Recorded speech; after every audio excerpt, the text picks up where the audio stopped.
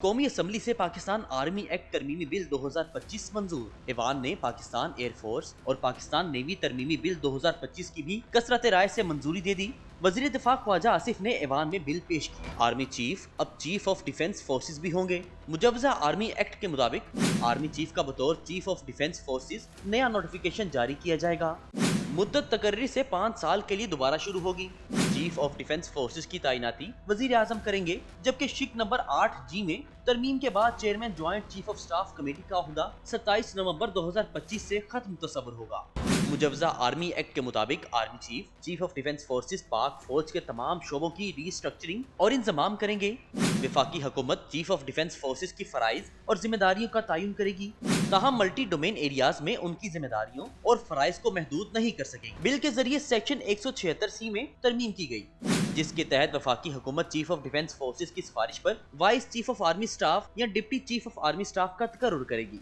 Vice army chief अपने इख्तियारात और फराइज army chief की हिदायत की रोशनी में अंजाम देंगे। सेक्शन B में हुकूमत का लफ्ज खत्म करके तकर्री आर्मी चीफ की सिफारिश पर करने का इख्तियार दिया गया।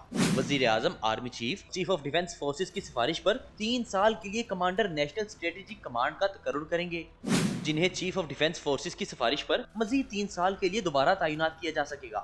कमांडर नेशनल स्ट्रेटेजिक कमांड बतौर जनरल पाकिस्तान आर्मी में अपनी खिदमात अंजाम देंगे। कौमी असम्बली से पाकिस्तान आर्मी एक्ट तरमीमी बिल 2025 मंजूर। ईवान ने पाकिस्तान एयर फोर्स और पाकिस्तान नेवी तरमीमी बिल 2025 की भी कसरत राय से मंजूरी दे दी। वजीर दिफा ख्वाजा आसिफ ने ईवान में बिल पेश किया। आर्मी चीफ अब चीफ ऑफ डिफेंस फोर्सेज भी होंगे। मुजवजा आर्मी एक्ट के मुताबिक आर्मी चीफ का बतौर चीफ ऑफ डिफेंस फोर्सेज नया नोटिफिकेशन जारी किया जाएगा।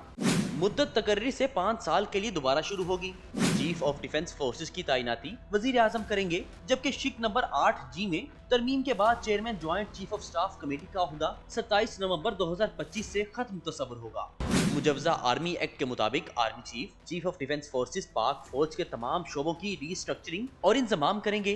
वफाकी हुकूमत चीफ ऑफ डिफेंस फोर्सेज की फराइज और जिम्मेदारियों का तयन करेगी, ताहम मल्टी डोमेन एरियाज में उनकी जिम्मेदारियों और फराइज को महदूद नहीं कर सकेगी। बिल के जरिए सेक्शन 176C में तरमीम की गई, जिसके तहत वफाकी हुकूमत चीफ ऑफ डिफेंस फोर्सेज की सिफारिश पर vice chief of army staff या deputy chief of army staff का तकर्रुर करेगी।